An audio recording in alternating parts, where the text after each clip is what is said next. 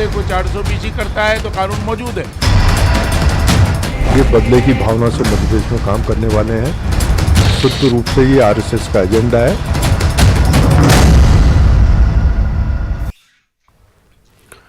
नाज़रीन आदाब, न्यूज़ 18 उर्दू में आपका इस्तकबाल है। मैं हूं मोहम्मद विसाल आजम और आप देख रहे हैं खबर खास। खबर खास में आज मौजू ये है कि किस तरह से दो अलग अलग अल्फाज, एक तो लफ्ज है लव यानी प्यार, मोहब्बत, ऐसा लफ्ज है जिसे कहते सुनते ही एक अजीब सा एहसास होता है। ऐसा लगता है कि दिलों को जोड़ता है। ये लफ्ज लोगों को जोड़ता है, ये लफ्ज माशरे को जोड़ता है, ये लफ्ज कई बार सरहदों के दो पार को जोड़ता है। लेकिन लव के साथ जब जिहाद का लफ्ज मिला दिया जाता है, ये दोनों मिलकर एक ऐसी सियासत का एक ऐसा मरकज बन जाता है, एक ऐसा महवर बन जाता है कि इसको लेकर आराम से जो सियासी जमातें हैं उन्हें लगता है कि उनका मकसद हल हो जाएगा, यानी लव जिहाद। हालांकि आज तक किसी भी अदालत में इस तरह के मामले को बाज़ाब्ता साबित नहीं किया जा सका। हालांकि कई ऐसे मामले अदालत में आए जब इस बारे में सवाल किया गया, लेकिन कहीं पर ये बात साबित नहीं हुई कि लव जिहाद नाम का कोई मिशन है या लव जिहाद नाम की कोई ऐसी चीज है जो कहीं एग्जिस्ट करती है। लेकिन हिंदुस्तान में एक खास जमा के उनके बेहतरी के लिए यह कानून आना चाहती है, जैसा केजी पाठक साहब कह रहे हैं। अगर आपको इस पर एतराज है तो क्यों है? बिस्मिल्लाहिर्रहमानिर्रहीम।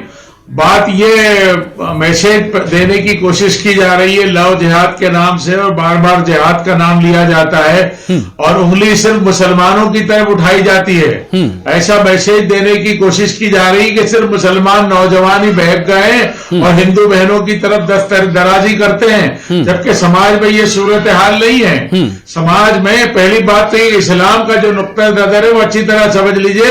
इस्लाम तो अपने नौजवानों को, मोमिनीन को ये हुक्म देता है कि अपनी नजरों को नीची रखें और अपनी शर्मगाह की हिफाजत करें। तो इस्लाम का तो लव जिहाद से कोई ताल्लुक नहीं है। इस्लाम तो बगैर शादी के ताल्लुक को ही नाजायज करार देता है, जबकि हुकूमत और सुप्रीम कोर्ट कह रही है कि लिविंग रिलेशन में रह लो, आजादी दे रही है, जिसको जो जहां मुंह मारना हो वहां जाके मुंह मारे। ये दोहरा मेयार है। हमारा ये कहना है, हम ये कहना चाहते हैं कि जिहाद नाम की कोई चीज नहीं है। हाँ, अगर समाजी बुराई है तो वो हर तरह से है, यानी मुसलमान लड़कियां हिंदुओं के साथ भी जाती हैं, हिंदू लड़कियां मुसलमानों के साथ भी बड़ी तादाद में जाती हैं, और उसमें धर्म परिवर्तन भी होते हैं, यानी मुसलमान हिंदू भी हो जाती हैं और हिंदू लड़कियां मुसलमान भी हो जाती हैं। और इसी के साथ साथ ये भी है कि धर्म न परिवर्तन करके भी मुसलमान औरतें हिंदुओं के घरों में रहती हैं और हिंदू औरतें, मैं आपको एक दो नाम देता हूं, भारतीय जनता पार्टी वाले सोच लें, यहां ताजवर रहमान सानी थी, सानी साहब बहुत चीफ सेक्रेटरी लेवल के रहे थे, कौन सा लव जिहाद है? वो हिंदू थे और उनकी बीवी मुसलमान। भागीरथ प्रसाद बहुत बड़े ऑफिसर रहे, पार्लियामेंट मेंबर रहे और वाइस चांसलर रहे, उनकी बीवी मुसलमान। आपको मैं 50 लड़कियां ऐसी बता दूंगा जो हिंदुओं के घरों में मुसलमान लड़कियां हैं, मेरे मोहल्ले में लड़कियां हैं। ये जो मैसेज दे रहे हैं बिल्कुल गलत देने की कोशिश कर रहे हैं कि सिर्फ जो है मुसलमान नौजवान जो है हिंदू लड़कियों पे डोरा डालता है और उनका धर्म परिवर्तन की कोशिश करता है। हारून साहब मेरा एक सवाल यहाँ पर ये है, हारून साहब एक सवाल मेरा यहाँ पर ये है, जिस तरह से अभी आपने कहा कि मुस्लिम घरों में हिंदू लड़कियां भी हैं, हिंदू घरों में, हिंदू खानदान में मुस्लिम लड़कियां भी हैं, मैं आपसे जानना चाहता हूं कि क्या अगर इन दोनों मामलों में आपको लगता है कि जो हो रहा है वो ठीक हो रहा है? अगर हिंदू लड़की मुस्लिम खानदान में है या मुस्लिम लड़की हिंदू खानदान में है तो क्या ये बेहतर है? मेरा पहला मेरा पहला एतराज जो मैंने गुजारिश की वो सुन लीजिए। ये जिस तरह का प्रोपेगंडा किया जा रहा है, लव जो इस्तेमाल किया रहा है, वो जनरल बात करें, वो तो जिहाद की बात कर रहा है कि लव जिहाद है, और जहां जिहाद देखा जाएगा तो हम रोकेंगे, हम सजा देंगे, हम पकड़ेंगे। तो इसमें तो सीधी सीधी उंगली मुसलमानों पर उठती है, क्योंकि मैं इस पे जवाब लेता हूं। वैसे हारून साहब, मैं एक बार फिर से आपके पास आ रहा हूं बहुत संजीदगी के साथ। क्या जमीयत उलमा हिंद वाकई इस पहल के खिलाफ है? अगर है तो वो किस तरह से आगे बढ़ेगी इस मामले पर?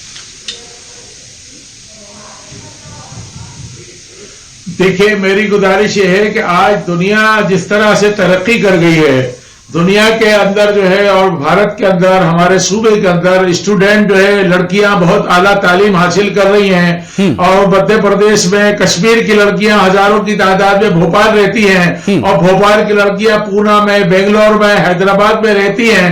आज लोगों के अंदर बीच में मजहबी तौर पर बिल्कुल हम पसंद नहीं करते, मैंने कह दिया, लेकिन हालात ऐसे बन गए हैं। एक तरफ तो हमारा संविधान है जो हरेक को अपने मजहब पर चलने की आजादी देता है, मजहब बदलने की आजादी देता है, अपनी मर्जी से शादी करने की आजादी देता है। तो ये जो कानून ला रहे हैं, ये भारत के जो मूल संविधान है उसके खिलाफ है। और जो नौजवान लोग अपनी मर्जी से अपना जिंदगी गुजारना चाहते हैं, एक तरफ तो सुप्रीम कोर्ट लिविंग रिलेशन की इजाजत देता है, दूसरी तरफ हमारा संविधान हमें अपने मजहब पर रहने की और अपने मजहब के प्रोपेगेंडे की आजादी देता है, अपनी मर्जी से जीवन साथी रखने की आजादी देता है, बगैर शादी के रहने की आजादी देता है। और अब तो सुप्रीम कोर्ट ने यहां तक फैसले कर दिए कि बीवी जो है अगर किसी और 2-4 लोगों से संबंध बनाती है तो उसको भी नहीं रोक सकते।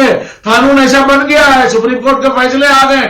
ऐसे दौर के अंदर ये कौन से जमाने में ये मध्य प्रदेश सरकार ले जाना चाहती है? हमें तो इनकी अकल पे अफसोस होता है। आज पूरी दुनिया में, अमेरिका में, इंग्लैंड में हमारे यहाँ की बच्चियां जा रही है, पढ़ रही है।